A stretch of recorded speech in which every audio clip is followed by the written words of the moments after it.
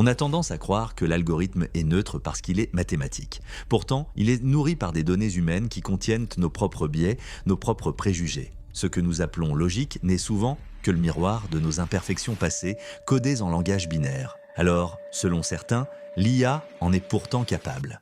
Ils avancent qu'elle détient une précision augmentée, une capacité de calcul froid qui surpasse de loin les limites de l'attention humaine.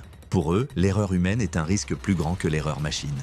Mais selon d'autres, l'IA n'a pas de morale, elle ne ressent ni le poids du regret, ni la valeur sacrée de l'existence.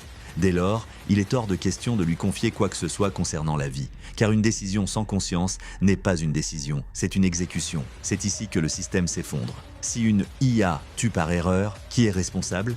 Est-ce le programmeur qui a écrit la première ligne de code, l'État qui a autorisé son déploiement, ou la machine elle-même qui a appris à choisir la mort ? Je crois que le droit actuel n'est pas prêt pour cela.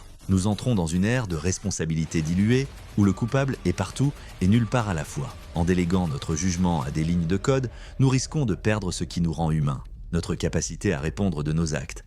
La question n'est plus de savoir si la machine peut décider, mais si nous avons le droit de la laisser faire.